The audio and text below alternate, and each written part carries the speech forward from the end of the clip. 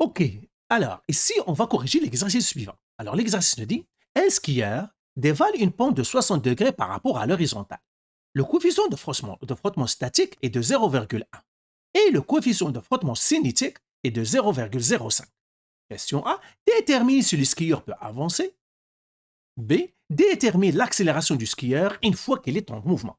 Alors, comment faire ces exercices? On suit des étapes. Première étape, je vais sortir les informations et faire un dessin. C'est de la physique, il faut avoir du visuel. Alors, un skieur dévale une pente de 60 degrés, je vais faire tracer une pente comme ça. Hein. Ça, c'est une pente. Si. Le skieur est quelque part, je mettrai par exemple, il est là. Hein. Et puis, j'ai cet angle-là, 60 degrés. C'est une pente. Donc, une pente a toujours un angle θ. Θ est égal à 60 degrés. C'est l'angle ici. Maintenant, ils me disent le coefficient de frottement statique, mu S. Mu S. Cette lettre-là, hein, on l'appelle mu. C'est une lettre grecque. C'est une lettre grecque, mu. C'est comme un E, mais avec un bout qui est allongé. Mu S, elle est égale à 0,1. C'est pour dire statique.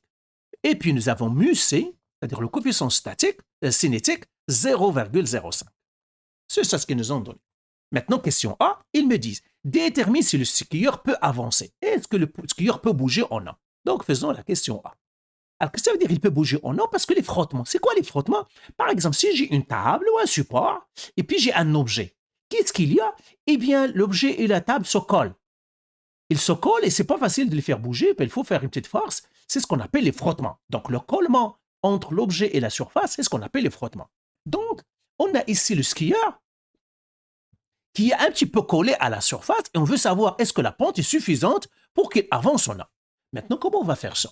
Eh bien, on suit encore les étapes. Première chose, faire le DCL, le diagramme de corps libre. Ça veut dire les forces qui sont sur le skieur. DCL. Quelles sont les forces qui s'exercent sur mon skieur? Eh bien, première force, la force gravitationnelle. Toujours, il y a la force gravitationnelle et il est perpendiculaire au sol. Ça, c'est ma force gravitationnelle. Bien sûr, ça, c'est le sol. Hein? Ça, c'est le sol. Ça, c'est la pente. Donc, moi, la pente, je vais l'agrandir un peu. Ça, c'est la pente. Ça, c'est la pente. Et là, l'axe de la pente, c'est toujours l'axe des x. Toujours x, c'est toujours l'axe des x. Moi, toujours, je prends l'axe des x positif vers le haut, hein, vers la droite. Donc, toujours pour moi, ça, c'est positif ici. Et bien sûr, vers le bas, c'est négatif. Quelles sont les autres forces qui s'exercent sur mon skieur? Eh bien, la réaction du sol. Toujours la force normale. Elle est toujours comme ça, perpendiculaire au sol. C'est-à-dire au support. Pas au sol, mais au support. Le support ici, c'est la pente. Eh bien, c'est ça ma force normale. Et ça fait un angle droit ici. Hein. La force gravitationnelle fait un angle droit avec le sol. C'est ça. Maintenant, quelles sont les autres forces que j'ai? La force de frottement. Maintenant, la force de frottement toujours s'oppose au mouvement. Par exemple, mon skieur veut partir vers le bas. Le mouvement, il va vers le bas. Eh bien, la force de frottement est vers le haut. Toujours, la force de frottement s'oppose au mouvement. Toujours le contraire du mouvement. Elle est là, ma force de frottement. Donc, toujours, la force de frottement s'oppose au mouvement. Toujours au contraire du mouvement. Donc, voilà. Ben, c'est tout ce que j'ai. Maintenant, c'est ça, j'ai fait mon DCL. Je l'ai bien réussi. Maintenant, ma deuxième étape. Eh bien, il faut décomposer la force gravitationnelle. La force gravitationnelle, parce que c'est un plan incliné, et quand on est dans un plan incliné, toujours la force gravitationnelle, il faut la changer en Fx et Fy. C'est ce que je vais faire ici. Vers comme ça. Et la force gravitationnelle, ça va être un Fy et un Fx. Toujours, je vais la changer en deux forces. La force gravitationnelle X, je mettrai ici, elle est sur l'axe, c'est-à-dire sur la pente, et la force gravitationnelle Y. Elle est comme ça. Elle est avec la même chose que la force normale. Force gravitationnelle Y. Et là, nous avons quelques formules que je vais écrire ici. Il faut les connaître pour le plan cartésien. Il y a, c'est-à-dire une formule qu'il faut connaître. Hein, formule. Et ça, c'est pour le plan cartésien, le plan incliné, pardon. Pas le plan cartésien, mais pour le plan incliné. La force gravitationnelle X, c'est la force gravitationnelle qui multiplie le sinus de l'angle θ. Θ, c'est qui? C'est l'angle de la pente. La force gravitationnelle Y, c'est la force gravitationnelle G. Cosinus l'angle. Faites attention. On est habitué que X est avec cosinus et Y avec sinus, mais non. Pour le plan incliné, c'est comme ça. Ce n'est pas une erreur. Ils sont comme ça. Mais maintenant, ça y est, je peux les calculer. Et puis, il y a autre chose, la force gravitationnelle, bien sûr, je vais l'ajouter ici. Comment on calcule la force gravitationnelle? C'est la masse fois la gravitation, le G. Ça, vous ne devez pas l'oublier. Voilà. Ben maintenant, je peux les calculer ici. Force gravitationnelle X, elle est égale à la force gravitationnelle fois sinus l'angle θ. Alors là, je l'écris, la force gravitationnelle, c'est quoi? C'est mg, la masse fois la gravitation. Sinus le θ, mais le θ, c'est 60. Donc, je le mettrai ici. Le θ, l'angle de la pente, c'est 60 degrés. Bon, voilà, j'ai trouvé la force gravitationnelle X. Ben, je vais l'écrire ici. Hein. mg sinus 60. Maintenant, je dois faire la même chose, mais cette fois-ci pour la force gravitationnelle Y. Force gravitationnelle Y est égale à la force gravitationnelle cosinus l'angle θ, qui me donnerait mg fois cosinus 60. OK? Alors, la masse, je ne la connais pas. D'accord? Mais ce n'est pas grave, je ne connais pas sa valeur. Je connais m, il y a la masse, mais je ne connais pas sa valeur. Est-ce que c'est 60 kg, 80 kg? Mais on s'en fout. On va voir que peut-être que plus tard, on n'aura même pas besoin de cette valeur, mais quand même, je vais garder mes choses comme ça. Ben voilà, j'ai trouvé la force gravitationnelle. Maintenant, troisième étape, les lois de Newton. Lois de Newton. Qu'est-ce qu'ils me disent, les lois de Newton? Et ils me disent, alors je vais les mettre ici, hein, formule encore, la somme des forces en X est égale à la masse fois l'accélération, la somme des forces en Y est égale à la masse fois l'accélération X ici, la masse fois l'accélération Y. C'est ça, les accélérations, c'est tout. Hein. Alors bien sûr, ce symbole-là, peut-être que si c'est pour mélange, ça veut dire la somme. C'est un raccourci pour dire la somme. C'est sigma, c'est une lettre grecque. Mais au lieu d'écrire le mot somme, on écrit le sigma comme ça, on sait qu'on parle de la somme. D'accord. Donc voilà, alors je l'ai fait. Maintenant, moi, la question que je me pose, est-ce que l'objet va bouger ou non? C'est ça. Est-ce que le skieur peut avancer? Est-ce qu'il bouge? Eh bien, pour moi, je vais supposer au début, il ne bouge pas. Parce que je ne sais pas, est-ce qu'il bouge ou il ne bouge pas? Ben, moi, je veux dire, supposons qu'il ne bouge pas. Et on va voir qu'est-ce qu'on va trouver. D'accord? Donc, pour moi, le skieur ne bouge pas. On va supposer ça. On va regarder, est-ce que ça est vrai ou non? Et ça veut dire qu'il ne bouge pas, l'accélération est zéro. Donc, quand un objet ne bouge pas, son accélération est zéro. Eh bien, on va commencer. La somme des forces en X égale à zéro, parce que c'est la masse fois l'accélération, mais l'accélération est zéro. Donc, la somme des forces en X est zéro. Mais quelles sont les forces que j'ai en X d'après mon plan, c'est-à-dire mon DCL? J'ai la force de frottement, il est vers le haut, ça veut dire il est positif pour moi, il est vers la droite, donc ça serait F, la force de frottement. Et puis, j'ai la force gravitationnelle X qui est vers l'autre sens. Donc, je vais faire moins.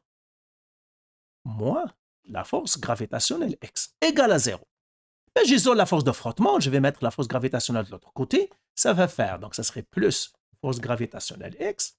Et puis, la force de frottement, ça va faire la force gravitationnelle X. Mais la force gravitationnelle X, je la connais, je l'ai déjà calculée. C'était mg sinus 60. Donc, c'est ce que je vais faire. La force de frottement, c'est mg fois sinus 60. Ben voilà, j'ai trouvé ma force de frottement. Voilà. Deuxième chose, je dois faire la deuxième loi de Newton, la somme des forces en Y égale à 0, elle aussi. La somme des forces de frottement, la force en Y, la somme des forces en Y, c'est 0.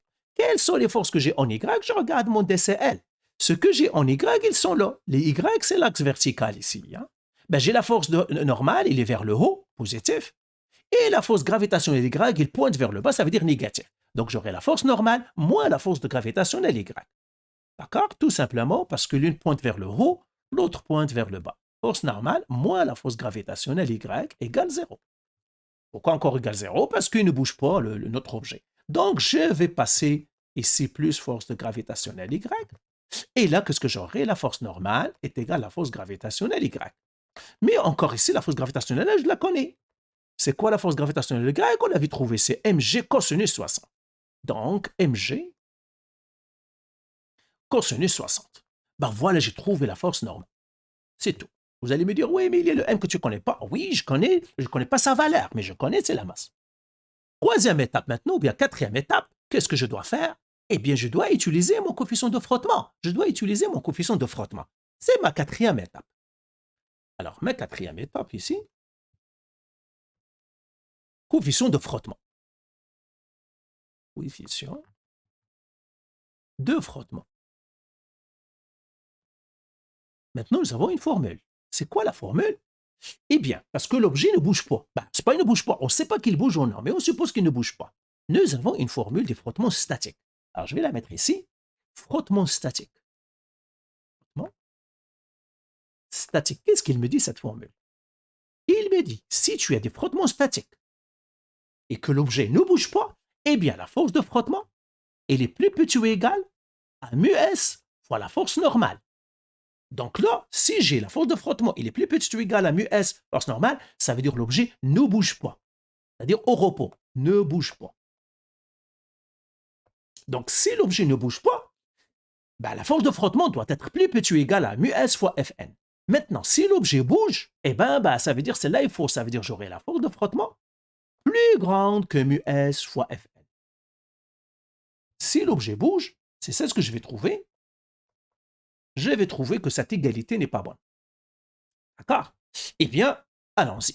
On va vérifier ça. Ben, tout simplement, je vais écrire ma formule et je vais vérifier est-ce que la force de frottement, bien sûr que l'objet ne bouge pas. Si j'ai supposé qu'il ne bouge pas.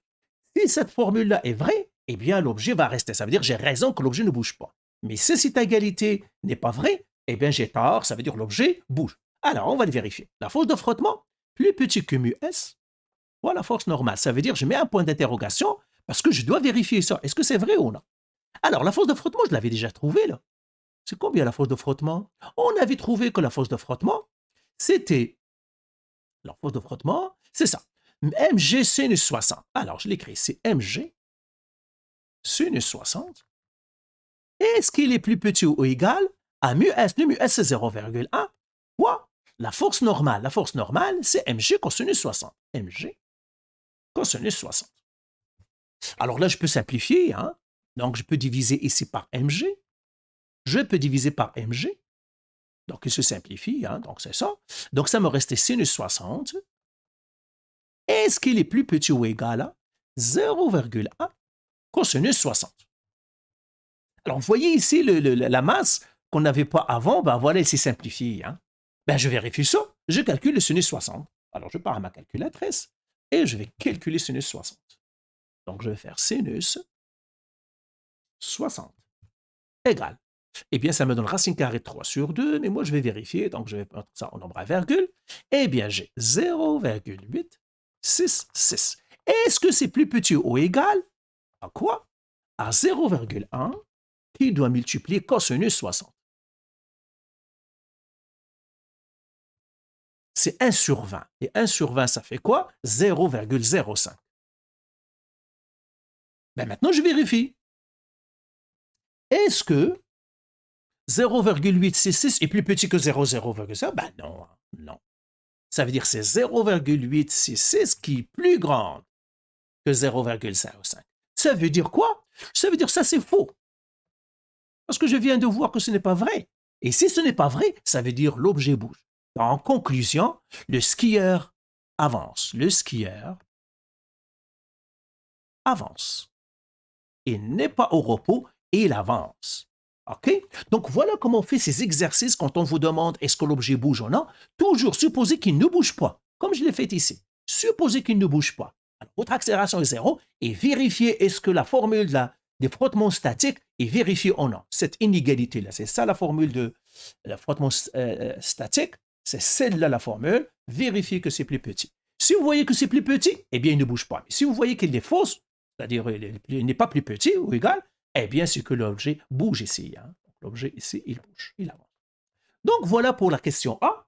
On va arrêter ici parce que je ne veux pas que la vidéo soit trop grande et on va faire la question B dans la prochaine vidéo. Ben voilà, allez, bye.